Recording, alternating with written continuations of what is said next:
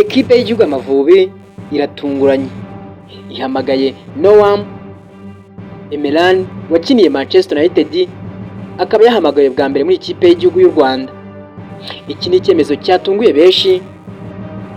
Umutoza Stephen Constantine yashyize hanze urutonde rw'abakinnyi 24 Amavubi azifashisha mu mikino ya gicuti muri Maroc, ariko izina rya Noam Emeran wahoze ari muri Manchester United niryo riri kuvugisha abantu benshi cyane. Ubu tuvugana ni itangiriro ry'impinduka zikomeye mu Mavubi, niko benshi bari kwibaza. Ese uyu mukinnyi azazana iki mu ikipe y'igihugu? Ese Amavubi ari kwerekeza he mbere y'imikino ikomeye cyane ya AFCON 2027? Mu mikino ya gicuti izahuza Amavubi na Komore ndetse na Tanzania, byose bizagaragaza isura nshya y'ikipe y'igihugu. Ariko kandi ikibazo gikomeye ni kimwe: ese Amavubi ari gutegura amateka mashya?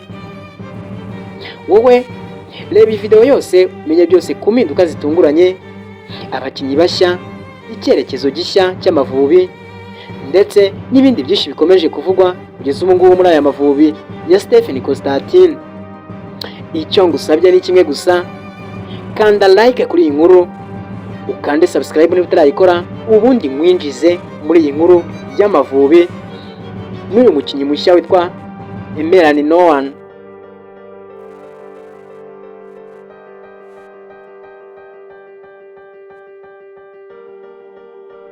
Ubundi hari ibihe bimwe biba mu mupira w'amaguru abantu bagahita bumva ko hari ikintu gishya kigiye gutangira.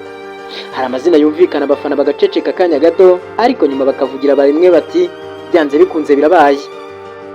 Ibi nibyo byabaye nyuma y'uko ikipe y'igihugu y'u Rwanda Amavubi ashyize hanze urutonde rw'abakinnyi 24 izifashisha mu mikino ya gicuti izabera muri Maroc. Ariko kandi hagati y'ayo mazina yose hari izina rimwe ryakuruye amaso y'abantu benshi, abafana n'abakunzi b'ikipe y'igihugu Amavubi. Iryo zina ni Noam Emeran. Yego, wa mukinnyi wakiniye Manchester United y'abato, amwe mu makipe akomeye cyane hano ku isi. Izina ryari risanzwe rimenyerewe mu mupira w'i Burayi, ubu ryageze mu Mavubi. Ese ibi bivuze iki? Ese Amavubi agiye kubona amaraso mashya, cyangwa ni izindi nzozi nshya zigiye guha icyizere abafana b'Amavubi y'u Rwanda? Ubundi mu gihe u Rwanda rukomeje kwitegura urugendo rukomeye rwo gushaka itike y'igikombe cya Afurika cya 2027, umutoza Stephen Constantine yafashe icyemezo cyatunguye benshi, aho yahamagaye abakinnyi 24 bagomba kujya mu mwiherero i Marrakesh muri Maroc hagati ya tariki ya 2 na 10 Kamena 2026. Ntabwo ari umwiherero usanzwe, ni umwiherero uzahuza Amavubi n'amakipe ya Komore ndetse na Tanzania mu mikino ibiri ya gicuti, imikino ishobora kuzagaragaza isura nyayo y'Amavubi mashya atari ukubeshya.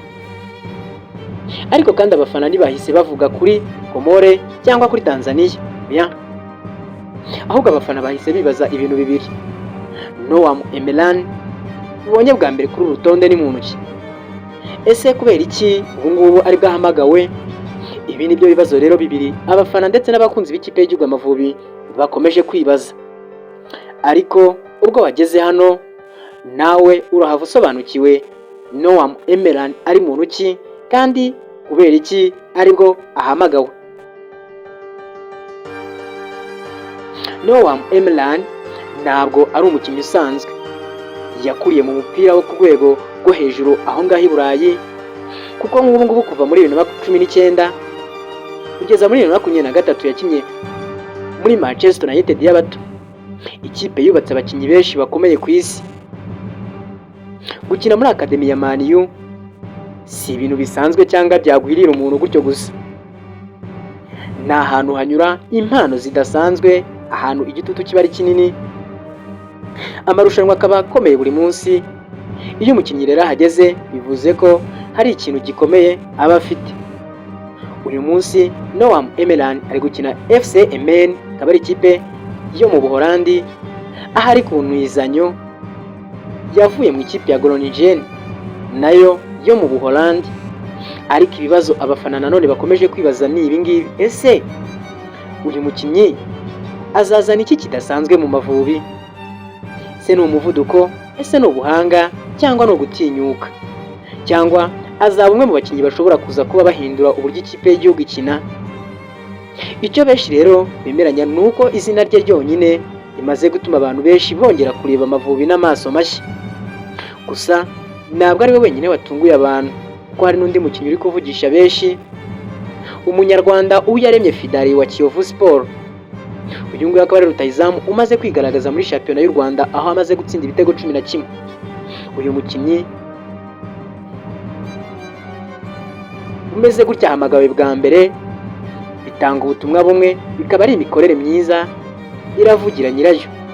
Ariko kandi nk'uko hari abaje hari n'ababuze, abakinnyi basanzwe bamenyeranye mu Mavubi ntibari kuri uru rutonde. Hari abavunitse, hari abatarimo kubona umwanya uhagije mu makipe yabo. Muri bo rero harimo amazina akomeye abafana bari basanzwe bazi.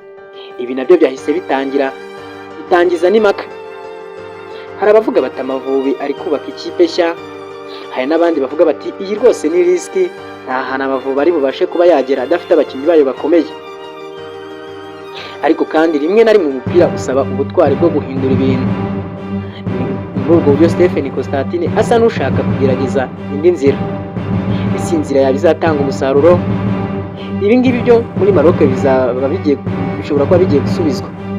Ariko Amavubi ntabwo agiye gukina imikino gusa ya gicuti, ahubwo aya ni amahirwe yo gupima ubushobozi bw'ikipe, kureba niba amaraso mashya ashobora guhindura amateka, no kureba nimba abafana b'u Rwanda bashobora kongera kugira icyizere gikomeye cy'ejo hazaza. Kuva ku banyezamu ba myugariro, abakina hagati kugeza ku basatira, uyu mukinnyi azaba afite ubutumwa bumwe: ndashaka umwanya muri iyi kipe. Ariko kandi amaso menshi azaba areba umuntu umwe gusa, Noam Melan. Ese azashimangira impamvu yahamagawe? Ese azahita yigarurira imitima y'abafana nk'uko ba Laurent Michels baheruka kubikora? Ese ashobora kuba umwe mu bakinnyi bashya bazahindura amateka y'Amavubi? Ibyo byose ni ibibazo abantu dukomeje kwibaza. Ariko ikintu kimwe kigaragara cyo wenda ni uko mu Mavubi hari umwuka mushya uri kuvuka. Kandi niba iyi migisi y'abakinnyi bashya n'abamenyereye ikipe ikomeje gukora neza, u Rwanda rushobora kuza kuba rutangiye urugendo rushya abantu benshi batari biteze. Amavubi aritegura, Afurika irarebera. Abafana bategereje kureba niba aya